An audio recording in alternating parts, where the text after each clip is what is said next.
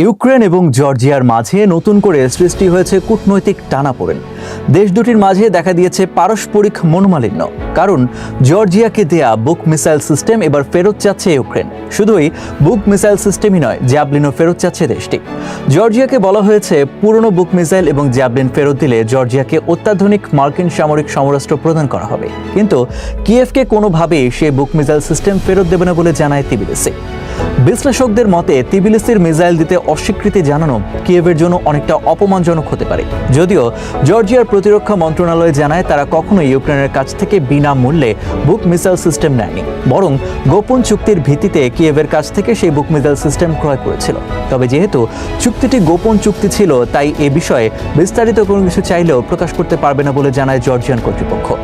দেশটির প্রতিরক্ষা মন্ত্রণালয় হতে আরও জানানো হয়, রাজনৈতিক এবং মানবিকভাবে ইউক্রেনের পাশে জর্জিয়া সর্বদা থাকবে, তবে কোনো প্রকার সামরিক অস্ত্র তারা প্রদান করতে পারবে না, কারণ এতে রাশিয়ার লক্ষ্যবস্তুতে পরিণত হতে হবে তাদেরকে। জর্জিয়ার সাথে রাশিয়ার সম্পর্ক মোটেও ভালো নয়, তাই বিশ্লেষকরা তিবিলিসির এরূপ আচরণকে অনেকটা স্বাভাবিকভাবেই নিচ্ছেন। কেননা জর্জিয়া সবসময় রাশিয়ার কাছ থেকে নিরাপদ দূরত্ব বজায় রাখার চেষ্টা করে। কয়েক বছর পূর্বে দেশটিকে তছনছ করে দিয়েছিল রাশিয়ার সেনারা। দেশটির সরকার তাদের দক্ষিণ ওসেটিয়া প্রদেশকে রুশ বিচ্ছিন্নতাবাদীদের হাত থেকে মুক্ত করার চেষ্টা করলে রাশিয়া ওসেটিয়াতে সৈন্য পাঠায়, ফলে সংঘাতে জড়িয়ে পড়ে তিবিলিসি এবং মস্কো। যুদ্ধের এক পর্যায়ে জর্জিয়ার আবখাজিয়া প্রদেশকেও দখল করে নেয় রাশিয়া। এরপর থেকে ন্যাটো এবং পশ্চিমাদের সাথে কূটনৈতিক সম্পর্ক জোরদার করে তুলেছে দেশটি। বুক মিসাইল মূলত স্বয়ংক্রিয় প্রযুক্তিতে নির্মিত একটি আকাশ প্রতিরক্ষা ব্যবস্থা। এটি দ্বারা মধ্য আকাশে অবস্থানকারী প্রতিপক্ষের যে কোনো যুদ্ধবিমান, হেলিকপ্টার এবং ড্রোন ভূপাতিত করা সম্ভব। রয়্যাল ইউনাইটেড ইনস্টিটিউট জানায় 2022 সালে মস্কোর যুদ্ধবিমানের ওপর নিজেদের বুক মিসাইল সিস্টেম দ্বারা ব্যাপক ধ্বংসযজ্ঞ চালিয়েছিল কিয়েভ। পাশাপাশি ইউক্রেনের বিভিন্ন জায়গায় S-300 মডেলের বেশ কিছু সংখ্যক মিসাইল সিস্টেমও স্থাপন করেছে কিয়েভ।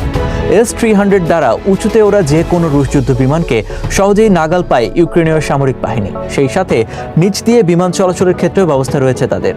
কিয়েভ ইতোমধ্যেই উচ্চ, মধ্যম এবং নিচ দিয়ে উড়ে যাওয়া সকল রুশ বিমানকে লক্ষ্য করে মিসাইল সিস্টেম মোতায়েন করেছে।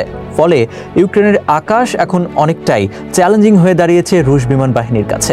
তাই রুশ সেনারা ইউক্রেন হামলায় এবার ক্রুজ মিসাইল এবং কামিকাজি ড্রোন ব্যবহার করছে। ফলে বুক মিসাইল সিস্টেম ছাড়াও পশ্চিমাদের অন্যান্য নতুন প্রযুক্তির মিসাইল সিস্টেমের প্রয়োজন হয়ে দাঁড়িয়েছে কিয়েভে। কেননা জ্বালানি খাত সচল রাখতে ইউক্রেনের অবশ্যই শক্তিশালী আকাশ প্রতিরক্ষা ব্যবস্থা স্থাপন করতে হবে। সম্প্রতি ইউক্রেনের জন্য 375 কোটি মার্কিন ডলারের সামরিক সহায়তা প্রদানের ঘোষণা দিয়েছে মার্কিন যুক্তরাষ্ট্র, যার মধ্যে আমেরিকার তৈরি বিভিন্ন অ্যান্টি মিসাইল সিস্টেম এবং আকাশ প্রতিরক্ষা মিসাইলও প্রদান করা হবে কিয়েভকে।